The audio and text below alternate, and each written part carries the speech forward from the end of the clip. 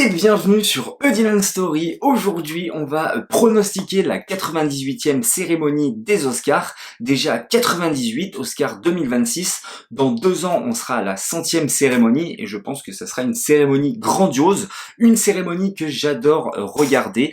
Voilà, j'attends cette période avec beaucoup d'enthousiasme. J'adore jouer au jeu des pronostics et c'est une cérémonie que je suis en direct où j'hésite pas à regarder mes youtubeurs préférés la commenter tout simplement. Une cérémonie qui est devenue peut-être un petit peu trop politique au fil des années, ou est-ce qu'elle ne l'a pas toujours été? C'est une question qu'on peut se poser, et une cérémonie qui peut être critiquée par le biais des choix des films qui ont peut-être baissé au fil des années également, mais ça c'est à vous d'en juger par vous-même. Moi en tout cas je l'aborde toujours avec autant d'enthousiasme.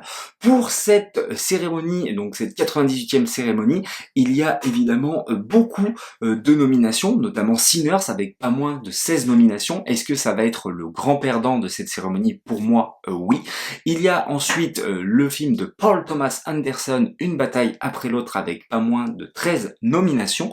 S'ensuit 2 films à ex-aequo avec Valeurs sentimentales et Marty suprême dans le rôle principal, Timothée Chalamet, et pour finir Annette de Chloé Zhao avec 8 nominations. Évidemment il y a encore pléthore de films nommés, mais avec moindre de nominations. Comment cela va se dérouler? Je vais revenir sur chaque catégorie, hormis 4 catégories, à savoir court-métrage, court-métrage d'animation, court-métrage documentaire et documentaire, car je n'ai vu aucun de ces films. N'hésitez pas à vous faire le pronostic quand même dans les commentaires si vous les avez vus, et pourquoi pas me conseiller certains films que je devrais rattraper dans ces catégories-ci. Je vais donner mon film que j'aimerais voir délivrer la statuette et mon pronostic, parce que oui, des fois je pense que tout simplement la cérémonie va délivrer une statuette à l'encontre de mon envie, et puis peut-être que le lendemain, peut-être qu'une semaine après, je vous ferai un petit résumé de la cérémonie avec les endroits où j'ai eu juste ou non, où je suis heureux ou pas, ou alors je ferai pas du tout de vidéo. En tout cas, jouez le jeu avec moi dans les commentaires, n'hésitez pas à le faire, likez, partagez et abonnez-vous, et c'est parti, on se lance dans cette 98e cérémonie des Oscars. The Oscar goes to...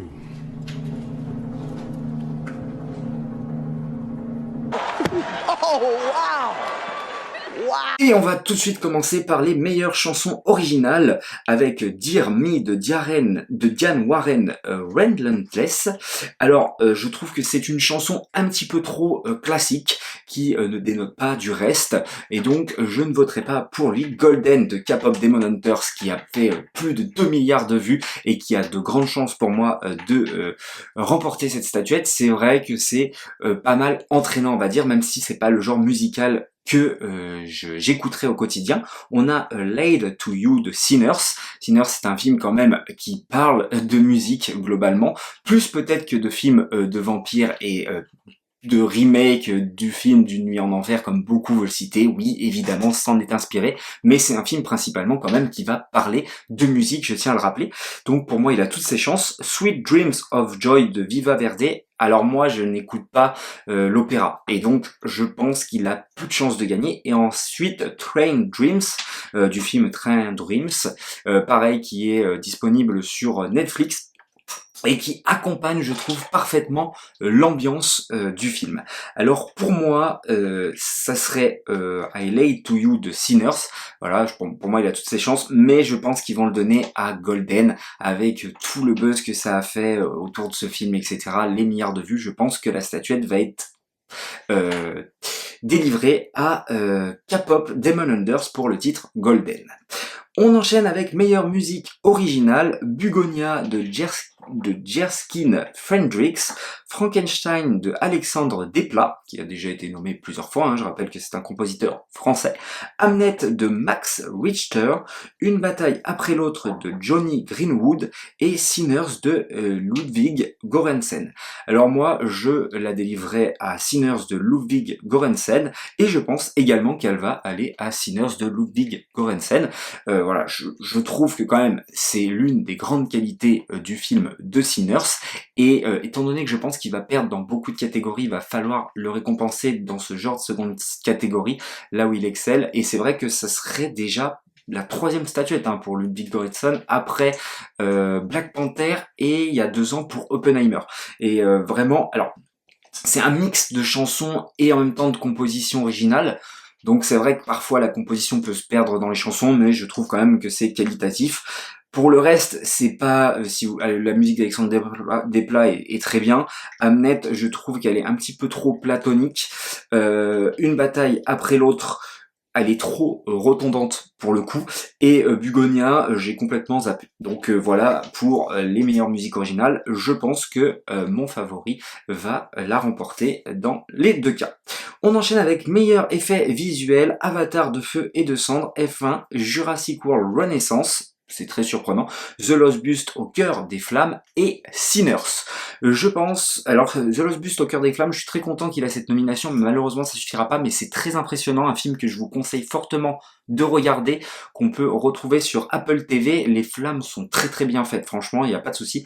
Mais sans grande surprise, ça va être Avatar de feu et de cendre. Je suis pour lui et je pense que c'est lui qui va le remporter, malgré le fait que F1 Sinners se soit bien fait et Jurassic World Renaissance, je me pose véritablement la question de pourquoi il se retrouve là. Je pense que c'est le moins bon film de Gareth Edwards en termes d'incrustation d'effets visuels. On enchaîne ensuite avec meilleur son, F1, Frankenstein, une bataille après l'autre, Sinners et Sirat. 2 films ont beaucoup d'importance en termes de son, enfin la plupart, mais je trouve que 2 films s'en détachent. Il y a le film F1, évidemment, où on va voir des courses de Formule 1, et Sirat, qui va être vraiment un film qui va se jouer sur le tempo, notamment de la musique par moment. Et donc 2 films qui a vraiment des sons qualitatifs. Bon, globalement, ils ont tous des sons qualitatifs, mais moi, je trouve que F1 est vraiment au-dessus du lot, et c'est pour ça que je pense qu'il va remporter la statuette, et même en termes de pronostic, je vais mettre également F1, je pense qu'il repartira avec ces 2 statuettes. On enchaîne pour le meilleur montage avec F1, Marty Suprême, une bataille après l'autre, valeur sentimentale et Sinners. Alors là, je suis un petit peu emmerdé. Je dois dire que F1, Marty Suprême, une bataille après l'autre et Sinners sont bien montés, voilà, même très très bien montés. Peut-être même que le plus compliqué à monter a été une bataille après l'autre, de par le biais de sa durée, etc. Mais je n'en suis pas certain. Donc, je vais dire quand même une bataille après l'autre. Peut-être que c'est le montage qui m'a le plus impressionné. Et je pense qu'ils vont le délivrer à Marty Suprême. Bon, voilà, je dis ça, mais rien de sûr, donc voilà, je dis ça comme ça. On enchaîne avec meilleur maquillage et coiffure. Dans cette catégorie, il y a un film que je n'ai pas pu voir qui est Kokuo, qui est un film, il me semble, japonais, mais qui n'est pas sorti par chez nous, ou en tout cas je l'ai peut-être loupé. Ensuite, il y a Frankenstein, Sinners, The Smashing Machine et The Ugly Stepsister, en sachant que il y a 2 films qui ont la seule nomination dans meilleur maquillage et coiffure, et c'est vraiment très impressionnant. Les 4 films que j'ai vus, franchement, le maquillage et la coiffure, ils le méritent absolument tous. J'ai été vraiment impressionné par The Ugly Stepsister, qui relecture de Cendrillon, et qui m'a vraiment choqué. Vraiment, pourtant je regarde quotidiennement des films gore, ça m'arrive quoi, mais là vraiment, j'ai trouvé le film par moments vraiment insoutenable, et le maquillage exceptionnel.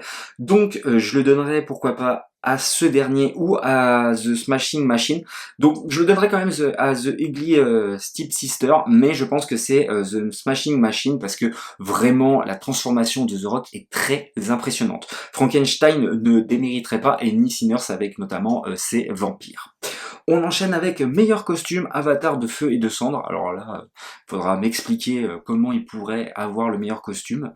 On a ensuite Frankenstein, Hamnet, Marty Suprême et Sinners. Alors évidemment, Sinners, Marty Suprême et Hamnet sont des films qui vont avoir des costumes de leur époque, donc pourquoi pas, mais pour moi, celui qui se détache, ça va être Frankenstein. Et d'ailleurs, ça aurait pu rejoindre un petit peu meilleur maquillage, avec justement ce costume et ce maquillage pour le Frankenstein de Guillermo del Toro.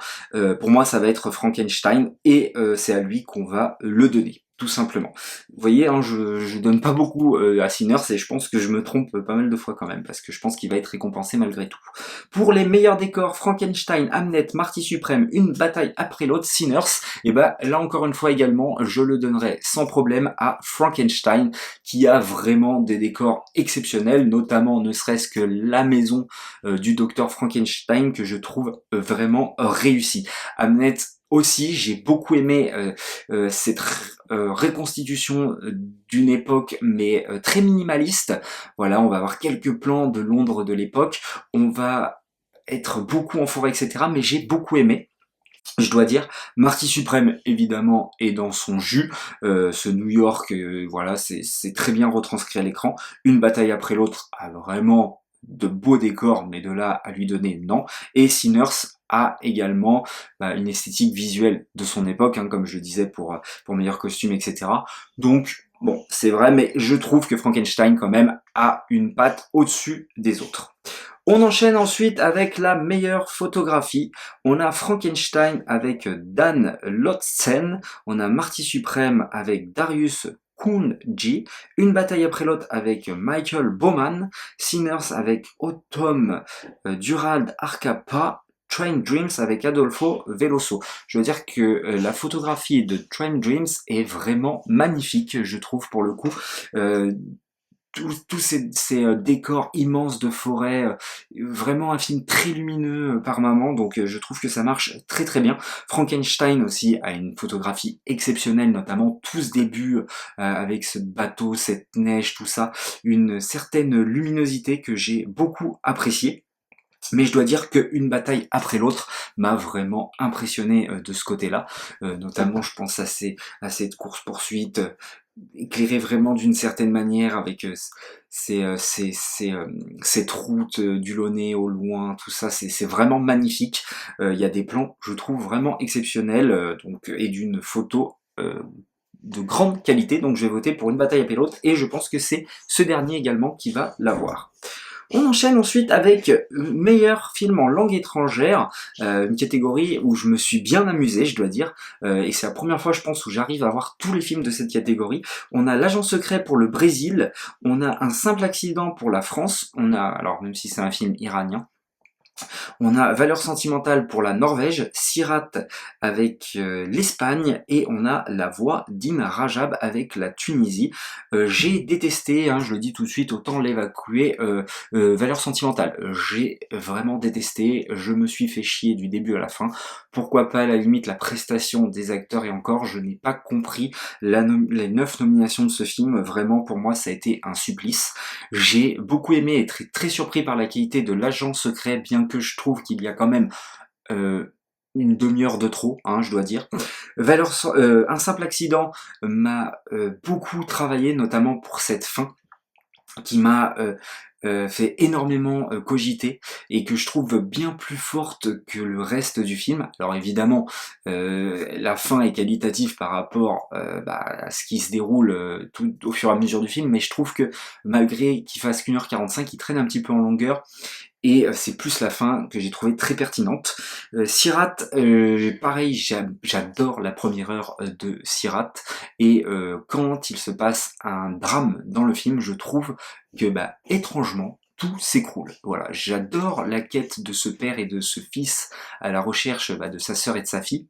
Vraiment, j'adore ce début, cette espèce d'aventure où on va rencontrer ce groupe et quand il va survenir un drame, je trouve que tout s'écroule lors du film et j'ai pas du tout aimé la suite et c'est bien dommage. Et la voix d'In Rajab m'a bouleversé. Voilà, j'aimerais rendre un petit hommage à l'acteur principal que j'ai trouvé très très bon dans le film et qui ne pourra pas se rendre à cause des lois de Trump à la cérémonie des Oscars. C'est une véritable honte. Et oui, faisons un petit peu de politique. Et c'est un film bouleversant qui va prendre de vrais enregistrements justement d'In Rajab qui est en fait coincé sous une voiture et on va suivre la croix palestinienne, je crois qu'ils appellent ça, enfin la croix rouge entre guillemets, mais qui doivent attendre l'accord de l'armée, etc. pour pouvoir mettre une ambulance en place pour qu'ils aillent chercher justement cette fille coincée dans cette voiture. Bref, c'est bouleversant, c'est un huis clos qui est vraiment très très fort, très très bien filmé, donc franchement bravo, et c'est pour ça que je le donnerai à la voix d'In Rajab, mais je pense, malheureusement, hein, ça va me gaver, mais que ça va être Valeurs Sentimentales qui va gagner, mais franchement ça me gave si c'est ça, j'espère vraiment que ça sera la voix d'In Rajab, même si ça peut être un choix politique, je m'en fous, franchement j'ai adoré ce film. On enchaîne avec meilleur film d'animation avec Arco, Elio, K-pop Demon Hunters, Amélie et la métaphysique des tubes et Zootopie 2, qui est évidemment à des années-lumière du premier, donc pour moi, il mérite à peine cette nomination, bien que c'est bien, attention, mais de là être le nominé, non. Elio, malheureusement, malgré évidemment que ce soit un film original, et c'est tout à l'honneur de Pixar, parce que chaque année quand même, ou presque, ils nous sortent un film original, en tout cas pratiquement une année sur deux, hein. Donc ça c'est tout à l'honneur, même si je n'ai pas aimé Elio. On a K-pop Demon Hunters que j'ai détesté également, j'espère qu'il ne va pas gagner, mais malheureusement, je vais vous en parler un petit peu plus après. Amélie, la métaphysique des tubes m'a vraiment surpris, bien que j'ai pas adoré vraiment l'animation dans sa globalité, mais par contre j'ai été vraiment agréablement surpris par l'histoire, voilà, par ce personnage d'Amélie qui est un bébé et qui va se croire comme Dieu et qui d'un coup va découvrir Louis, etc. machin.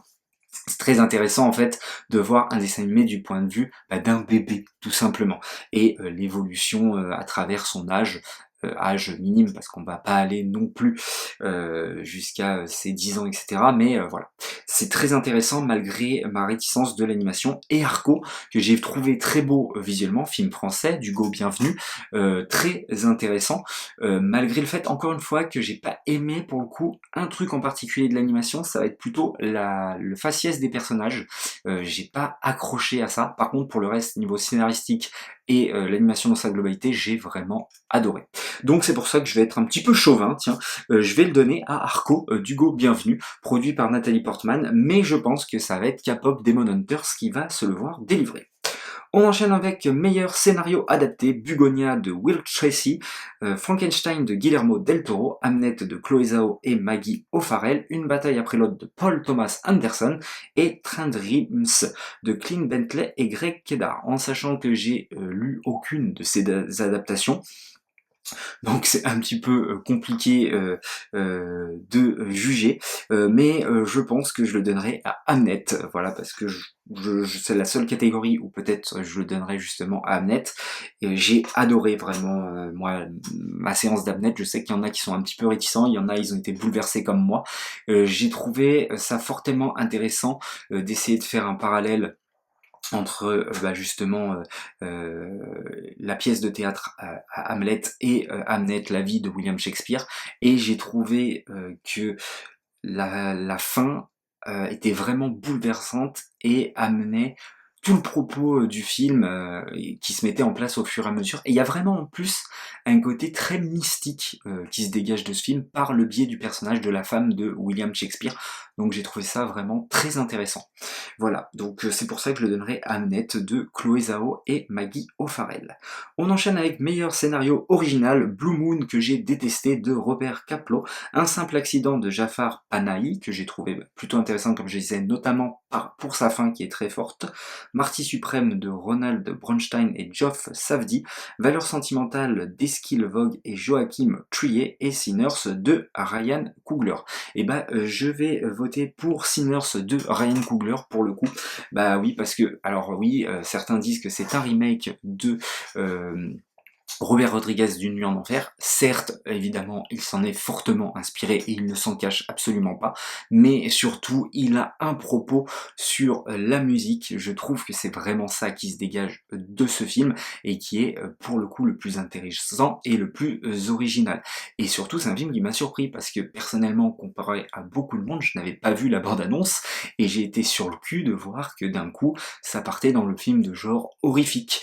Donc vraiment, j'ai adoré et je le trouve au-dessus des autres films. Alors Blue Moon, ouais, vraiment un film que j'ai pas aimé, vraiment à oublier complet, qui a 2 nominations hein, pour meilleur acteur aussi, donc c'est assez dommage de ce côté-là. Un simple accident, je trouve la première partie du film un petit peu trop faible et redondante malheureusement. Marty Suprême, j'ai trouvé que c'était quand même malgré tout un biopic classique, entre guillemets, si vous voulez. Alors oui, je ne connaissais rien de ce personnage, et les péripéties qui va l'entraîner au fur et à mesure que le film avance sont plus surprenantes les unes que les autres. Surtout, on va se demander jusqu'où le personnage de Timothée Chalamet, jusqu'où Marty va aller pour justement avoir cette gloire qu'il cherche tant. Et c'est vrai qu'à un moment donné, malgré les rebondissements et le fait qu'il aille de plus en plus loin, j'ai trouvé qu'il y avait une certaine longueur qui se décantait de ce film, malgré le fait que j'ai bien aimé quand même dans sa globalité. Valeur sentimentale, encore une fois, j'ai détesté, donc voilà, pour moi, ce sera Sinners, et ça va être Sinners. Voilà, tout simplement pour meilleur scénario original. On enchaîne avec le meilleur casting, la nouvelle catégorie de cette cérémonie. Bon, pourquoi pas, c'est un petit peu compliqué de se détacher, mais je vais vous le dire, Hamnet, Marty Suprême, une bataille après l'autre, l'agent secret Sinners, je pense que euh, c'est compliqué parce que par exemple la meilleure actrice peut-être que je vais la donner à Hamnet, mais que là je vais vous dire une bataille après l'autre, donc voilà. Bon allez, dans sa globalité, le casting que j'ai préféré c'est une bataille après l'autre, Monsieur Leonardo DiCaprio, Benicio del Toro, Tanaya Taylor qui est juste exceptionnel dans le film, Sean Penn, donc voilà, et j'ai oublié, je le cite juste là en écriture, la fille de DiCaprio du personnage de DiCaprio dans le film, voilà, qui est très très bien, donc je trouve que la globalité du casting est excellente, mais je pourrais également citer Sinners, hein, avec Michael B. Jordan, Delroy Lindo, Jack O'Connell, vraiment, qui est démoniaque en méchant, donc non, c'est vrai que c'est une catégorie assez surprenante, mais bon, je vais donner une bataille après l'autre, et je pense que c'est une bataille après l'autre qui va le remporter. On enchaîne avec la meilleure réalisation, Chloé Zhao pour Hamnet, Josh Sadi pour Marty Suprême, Paul Thomas Anderson pour Une bataille après l'autre, Joachim Trier pour Valeurs sentimentales et Ryan Coogler pour Sinners. Pour moi, ça peut jouer entre deux personnes, à savoir Ryan Coogler avec Sinners et Paul Thomas Anderson avec Une bataille après l'autre. Pour moi, dans Sinners, il y a cette scène musicale où on va passer vraiment à travers différentes thème musical, rap, jazz, platine DJ, enfin tout y passe. Tout ça pour dire que en fait la musique a évolué et qu'elle vient du même endroit, et c'est une scène mais pleine de maîtrise qui est exceptionnelle, et moi je le donnerais à Paul Thomas Anderson quand même, parce que je trouve que c'est un film maîtrisé du début à la fin, vraiment pour montrer justement c'est rebelle, hein, cette extrême gauche entre guillemets, ce côté anarchique, bordélique, où on n'arrive pas à s'organiser, la caméra va bouger dans tous les sens, pour montrer au contraire la suprématie et l'extrême droite avec le personnage de Sean Penn, etc. Tout va être carré, droit, des bureaux bien rangés, tout lisse, grisâtre, etc. Puis évidemment, il y a cette course-poursuite qu'on n'a jamais vue au cinéma, entre guillemets, avec cette route, encore une fois, ballonnée, etc., qui est très intéressante. Donc, pour moi, je pense que Paul Thomas Anderson est au-dessus, et je pense qu'il va l'avoir dans les deux cas. C'est mon favori, et c'est lui qui va le décrocher. On enchaîne ensuite avec meilleur acteur dans un second rôle, Benicio del Toro pour Une bataille après l'autre, que j'ai adoré, Jacob Elordi pour Frankenstein, que je vais lui décerner, Delroy Lindo pour Sinners, Sean Penn pour Une bataille après l'autre, et Stellan Skarsgård pour Valeurs sentimentales. Alors j'adore Stellan Skarsgård, voilà, notamment pour Avengers, et je vous emmerde, voilà, et non, mais j'ai tellement pas aimé Valeurs sentimentales que oui, il joue bien, mais non. Sean Penn, est-ce qu'il en fait pas un chouïa trop pour l'avoir? Point d'interrogation. Delroy Lindo, c'est très bien, mais voilà, c'est quand même en dessous. Benicio del Toro, le peu qu'on voit, il est très hilarant, très bien, toujours très très juste. Et Jacob Elordi, pardon, je le trouve exceptionnel. En plus, évidemment, de son maquillage, il apporte vraiment une certaine humanité quelque part à ce monstre, justement. On a beaucoup d'empathie pour lui à travers son jeu. Donc ouais, j'ai beaucoup aimé, et c'est à lui que je décernerai, mais je pense que c'est Sean Penn qui va repartir avec, malheureusement. Enfin malheureusement, c'est pas non plus, ça serait pas un scandale. On enchaîne avec meilleure actrice dans un second rôle, avec 2 nominations pour Valeurs sentimentales, Ella Fanning, pour Valeurs sentimentales, Inga Ipsdotter Lileas pour Valeurs sentimentales. Je suis désolé, hein, c'est des prénoms norvégiens, déjà que j'ai du mal en anglais, donc alors en norvégien, je vous explique même pas. Amy Madigan pour Weapons, Umni Mosaku pour Sinners, et Tayana Taylor pour Une bataille après l'autre. Alors évidemment, vous savez, hein, Weapons, donc évanoui, a fini premier de mon top 2025. Un film que j'ai vraiment adoré, et la prestation de Amy Madigan m'a terrifié. Enfin vraiment, je l'ai trouvé exceptionnel dans le film.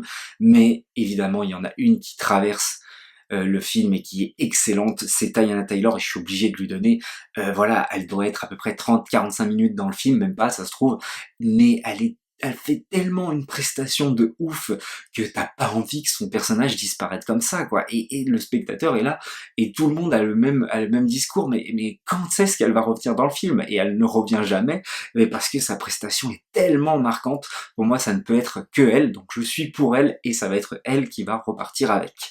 On enchaîne ensuite avec le meilleur acteur, Timothée Chalamet pour Marty Suprême, Leonardo DiCaprio pour Une bataille après l'autre, Ethan Hawke pour Blue Moon que je n'ai pas aimé, Michael B. Jordan pour Sinners et Wagner Moura pour L'Agent Secret. Wagner Moura s'en sort très très bien dans L'Agent Secret, franchement un film que je vous conseille fortement de regarder. Michael B. Jordan a cette particularité de devoir jouer deux personnages, deux jumeaux, donc qui va devoir c'est toujours un exercice assez particulier, et je trouve qu'il s'en sort très bien. C'est un excellent acteur, il n'y a pas de problème, mais je trouve quand même qu'il est en dessous de Timothée Chalamet et Leonardo DiCaprio. Et ensuite on a Ethan Hawke, encore une fois j'ai pas aimé Blue Moon, c'est sa deuxième nomination justement, donc je n'ai pas aimé, donc je vais passer mon tour pour ce dernier. J'ai adoré la prestation de Leonardo DiCaprio, ce mec c'est définitivement tout joué, parce que là c'est un rôle où on ne l'avait jamais vu, hein, cette espèce d'extrémiste révolutionnaire, Jean foutiste, complètement paumé par maman. Enfin voilà, il le joue à merveille. Vraiment, j'ai adoré sa prestation qui est juste oufissime face à celle de Timothée Chalamet, qui est elle aussi exceptionnelle. Pour le coup, s'il y a un truc qu'on ne peut pas reprocher à Marty Suprême, que j'ai bien aimé, hein, encore une fois, hein, que j'ai même très bien aimé, mais qui a quand même quelques défauts, c'est la prestation de Chalamet qui est démente, quoi. Donc, bon, pour moi, c'est quand même Leonardo DiCaprio, mais là, l'Académie va le donner à Timothée Chalamet. Mais ce sera pas un scandale de toute manière. On enchaîne avec la meilleure actrice. Alors on a Jessie Buckley pour Hamnet, qui est vraiment bouleversante dans le film. Voilà. Alors elle a un rôle qui pourrait décontenancer certains, parce que c'est vrai qu'elle va beaucoup pleurer, crier. Voilà, elle s'exprime beaucoup dans le film, mais franchement c'est excellent. On a Rose Byrne, alors ça c'est pour If I Had Legs It Kick You. Alors j'aurais bien voulu justement voir sa prestation, malheureusement le film n'est pas sorti en France et je sais même pas s'il est sorti outre-Atlantique. En plus j'ai lu un article de cette dernière dans le magazine Empire qui était très intéressante, donc je rappelle que c'est l'actrice d'Insidious, donc voilà, qui a toujours eu des rôles un petit peu secondaire, ou voilà, de films d'horreur comme ça, où je la trouve très bien, il n'y a pas de problème, mais là elle dit que justement c'est le rôle de sa vie, que c'était l'opportunité de sa vie, et que vraiment elle est publicité pardon, de partout, et en plus c'est un sujet très particulier, le sujet de ce film, donc c'est vraiment dommage que j'ai pas pu le voir, donc bon, je peux pas juger. On a Kate Hudson pour Sur un air de blues. Alors ça c'est un film qui aurait mérité quand même un peu plus d'animation, notamment dans les chansons, etc. C'est quand même un film musical, hein, on n'en a plus beaucoup, et j'ai trouvé ça vraiment excellent, et justement... comment il s'appelle, Hugh Jackman excelle hein, dans ce genre, hein, je rappelle qu'il vient de la comédie musicale, ce dernier.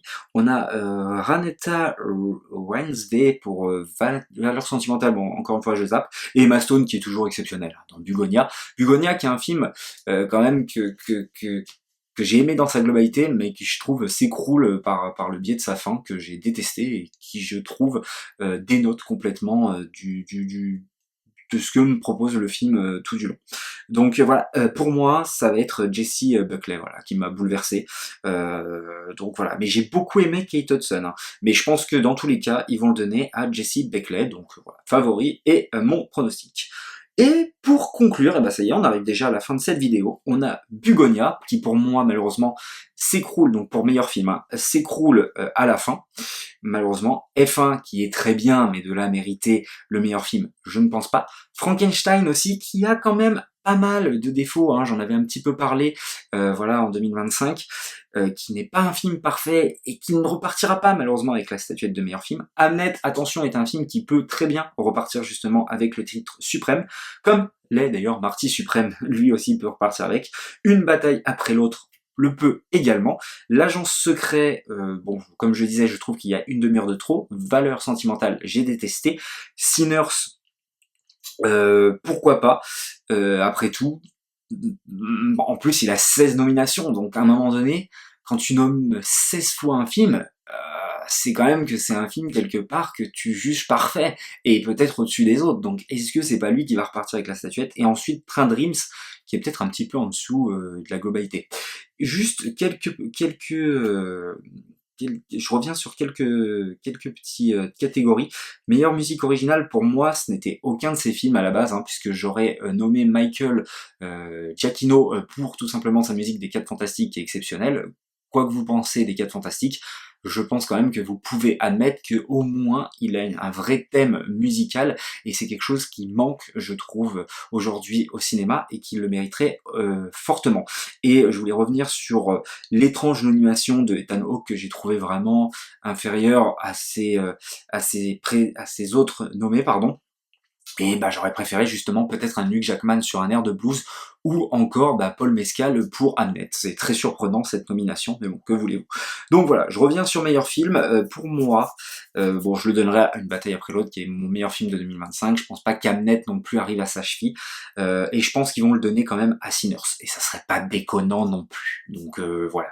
Enfin, c'est pas mon meilleur film de 2025, Une bataille après l'autre, puisque c'est évanoui, donc techniquement je le donnerais à évanoui peut-être.